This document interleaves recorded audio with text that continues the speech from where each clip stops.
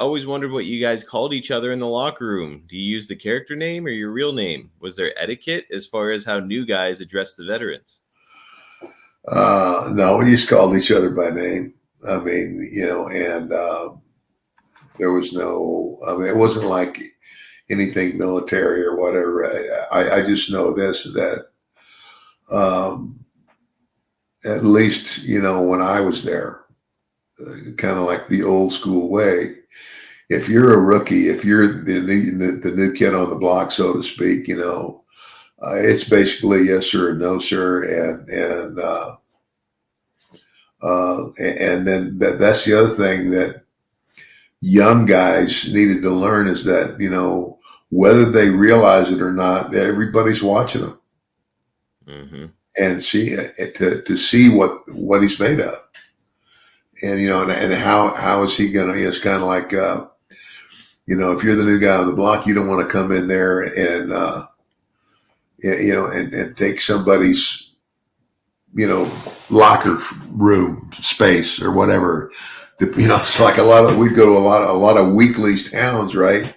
And everybody seemed to have their spot. Not all the time, but and the one thing you dang sure wouldn't want to do is move somebody's stuff. If you were young and you're just starting, then you find a corner, get dressed, and don't speak unless you're spoken to. That's at the very beginning. That's just kind of like getting broken in, and and then guys would watch you and say, okay, now he was on the first match. Now did he just get dressed and leave, or did he get dressed and go out and watch the other matches? Mm.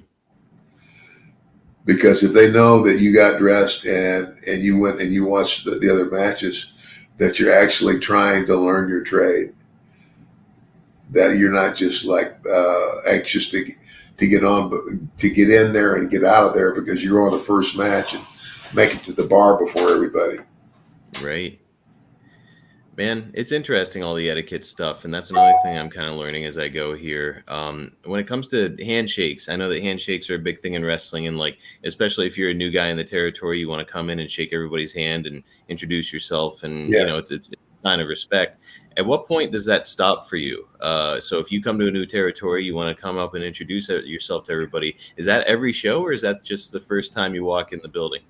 I would say the first time, that you get there, you introduce yourself and everything, and then it's just kind of an informal thing, and you don't have to do it every time. It's not like it's not like the military. It's Right. not, and so no, it's not that bad. Something else that fascinates me is the idea that somebody like you, Ted, by the time you got to Georgia, you had been working for quite a while and you were what everybody would consider a ring veteran, but you're coming to a new territory. And let's say your second Georgia run, so 1983, you're coming from Mid-South. Now you're coming back to Georgia after being away for a while.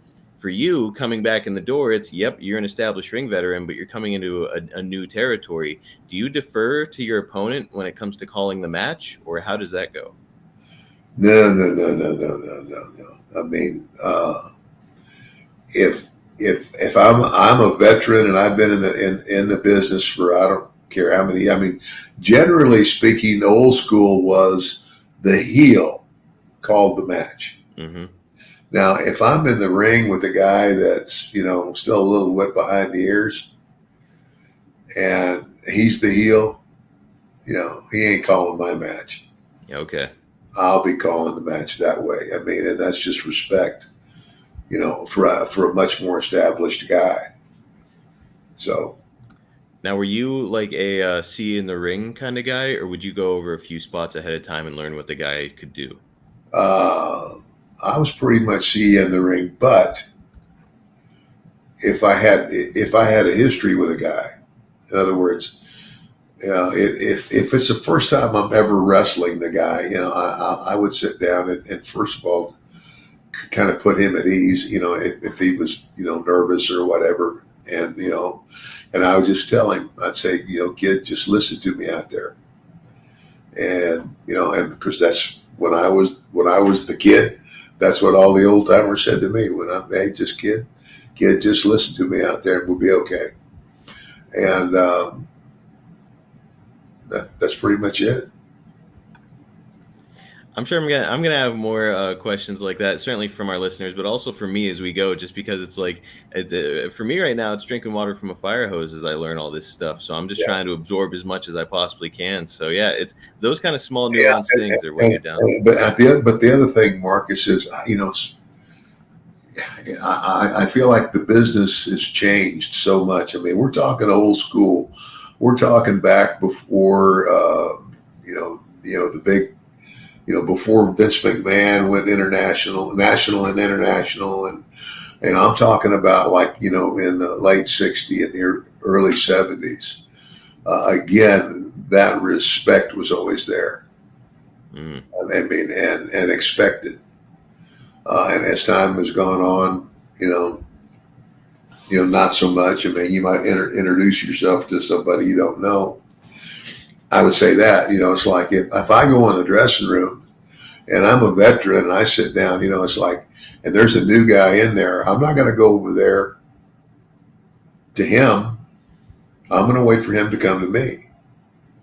yes. That's just, just etiquette. That's just, you know, old school. And if the guy doesn't come to you, does he have heat with you right away? Hmm. Nah, I wouldn't say heat, but and of course, because a lot of times brand new guys, they're just nervous as hell in that dressing room, and I Hmm. understand that. And I was never really that nervous. Number one, because I was raised in the business.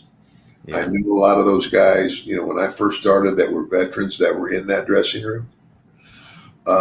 And the other thing is that I always showed them respect. I mean, that was just me.